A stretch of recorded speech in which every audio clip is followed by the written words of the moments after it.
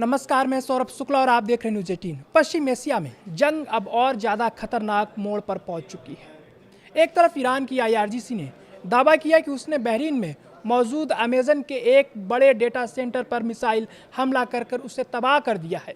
दूसरी तरफ अमेरिका लगातार 13वीं रात ईरान के सैन्य ठिकानों पर कार्रवाई करने का दावा कर रहा है। हालांकि अमेजन या बहरीन की ओर से डेटा सेंटर पर हमले की कोई आधिकारिक पुष्टि नहीं हुई है। ऐसे में इस दावे की स्वतंत्र पुष्टि फिलहाल नहीं हो सकती है, लेकिन अगर ये दावा सही साबित होता है तो ये पहली बार होगा जब किसी वैश्विक टेक कंपनी के ऐसे इंफ्रास्ट्रक्चर को सीधे सैन्य संघर्ष का हिस्सा बनाया गया हो। ईरानी सरकारी मीडिया के मुताबिक आईआरजीसी का दावा है कि बहरीन में स्थित अमेजन का डेटा सेंटर अमेरिकी सेना को तकनीकी और खुफिया सहायता उपलब्ध करा रहा था, इसी वजह से उसे निशाना बनाया गया। हालांकि इस दावे पर अभी तक ना तो अमेजन ने कोई आधिकारिक बयान जारी किया है और ना ही बहरीन सरकार ने किसी हमले की पुष्टि की है, इसलिए इस दावे को फिलहाल सत्यापित नहीं माना जा सकता है। उधर अमेरिका ने भी अपने अभियान को और तेज कर दिया है। अमेरिकी सेना की सेंट्रल कमांड यानी सेंटॉम ने के मुताबिक भारतीय समय के अनुसार सुबह करीब 5 बजे ईरान के कई सैन्य ठिकानों पर एक और दौर की कार्रवाई शुरू की गई। यह लगातार 13वीं रात है जब अमेरिकी सेना ईरान से जुड़े सैन्य ठिकानों को निशाना बनाने का दावा कर रही है।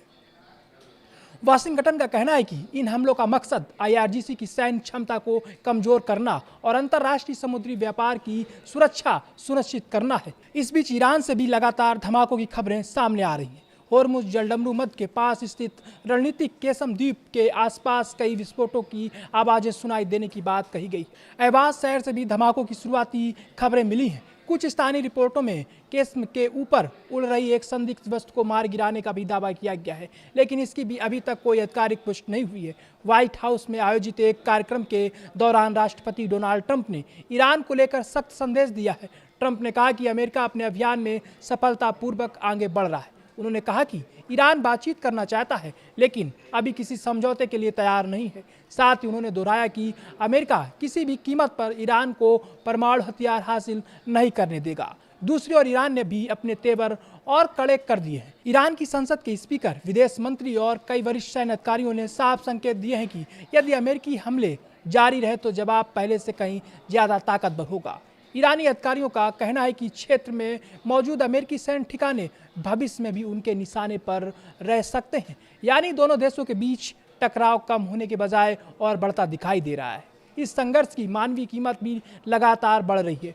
पेंटागन के अनुसार हालिया ईरानी हमलों में घायल हुए करीब 1 दर्जन अमेरिकी सैनिकों का इलाज के लिए जर्मनी के अमेरिकी सैन्य अस्पताल भेजा गया है। अमेरिकी रक्षा विभाग का कहना है कि जुलाई की शुरुआत से अब तक करीब 100 अमेरिकी सैनिक घायल हुए हैं। हालांकि इनमें से अधिकांश सैनिक इलाज के बाद दोबारा ड्यूटी पर लौट चुके हैं।